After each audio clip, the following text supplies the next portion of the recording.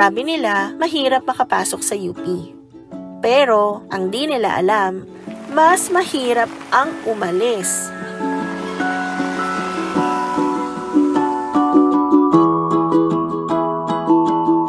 Meron talagang mga lugar na tumatatak sa ating puso. Ito yung mga lugar na naging saksi sa mahalagang sandali, naging parte ng masasayang alaala, at naging malaking bahagi na ng ating sarili.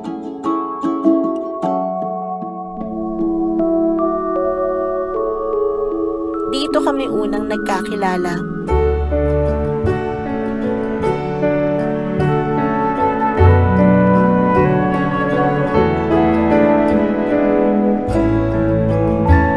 Nagsimula as orgmates with separate circles of friends.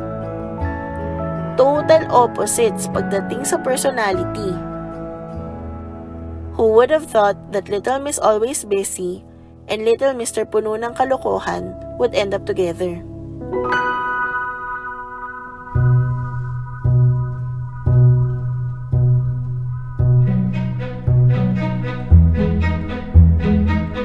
Wala eh. Alam na alam niya kung paano mahuli ang puso ko. Mahilig siya magpuslit ng Yum Burger sa bag ko dati para raw hindi ako malipasan ng gutom. Official runner siya para sa errands at events. At official tagabuhat ng bag kong mabigat. Habang ako ay nasa meeting or klase, siya naman nasa inuman. Nag-aantay para makasabay sumakay ng jeep pauwi ng Katipunan. Pero, babalik din sa UP kasi hindi pa pala tapos yung inuman nila.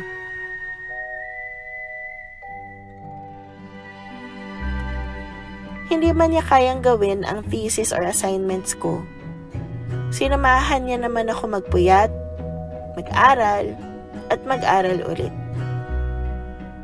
Lagi siyang nandyan kung kailangan ko ng tulong, or kasama, or kahit wala lang. Sino ba naman ako para tumanggi pa sa kabaitan niya? UP has always been our happy place. Mapa-food trip, jogging or tambay,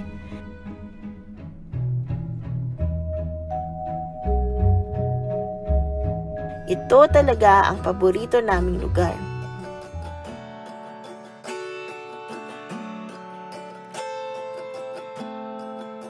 Dito nagsimula ang lahat.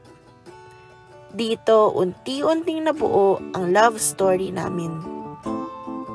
Ito ang saksi sa lahat ng iyak, tawa, paghihirap at tagumpay na pinagdaanan namin patungo sa buhay na meron kami ngayon at sa buhay na pinapangarap namin para sa aming kinabukasan. December 19, 2023. Dear Riva, Happy Mansari Mamonski. As I write this, we are celebrating 11 years and 2 months of being girlfriend and boyfriend. Life is difficult, but it is made easier by you. I am grateful for everything we've been through, our highs, which we undoubtedly celebrated, and our lows, from which we've learned a thing or two. We are here because we have always chosen each other, forgiving each other's mistakes, and continuing to love each other. Remember that I am grateful to have you in my life as a best friend, worst enemy, and a member of my family. We can no longer avoid choices that have been placed before us as adults. It was my fault that I was not able to ask you this sooner. I want to be with you as long as I live. With this, I ask you today if you will marry me. Yes. Oh. Wala na, wala. Wala.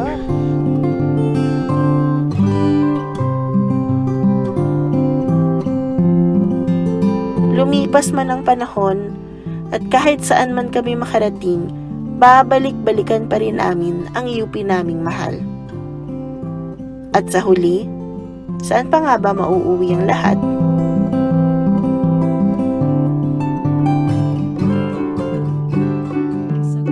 Ilang awit pa ba ang aawitin o giliw ko?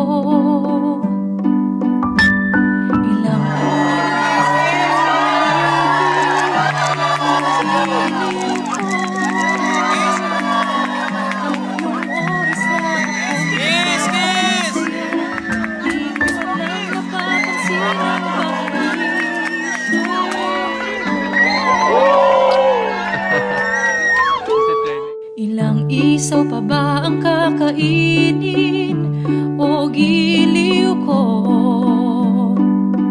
Ilang Dear Riva, this is it. This is our wedding day. I know that you love me so much and it makes me feel special. You spent so much time and effort in making this event work. And you deserve to be happy, to enjoy this day, whatever you like. Sagutin mo lang ako, aking sintay, walang humpay na ligaya.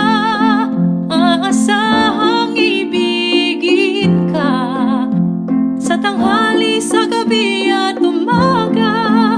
Huwag ka sanang magtanong at magduda, dahil ang puso ko'y walang pangamba. Lahat tayo'y mabubuhay ng tahimik at buo. Akala ko nun kilala kita. But during the wedding planning, I still discovered so many things about you. You still managed to surprise me kahit na lagi tayong magkausap at magkasama. I'm looking forward to what the future holds. See you down the aisle. Future, now, Miss Nadine Riva, Houghton Chulin. Abangan mo na lang yung pirma ko kasi wala kaming nabuong pirma kanina. Sit, pansit. Thank you. Pinapangako ko sa'yo na igagalang ka. Sagutin mo lang ako, aking sintay, walang humpay na ligaya. Aasahang ibigin ka sa tanghali, sa gabi at umaga. Huwag ka sanang magtanong at magduda, dahil ang puso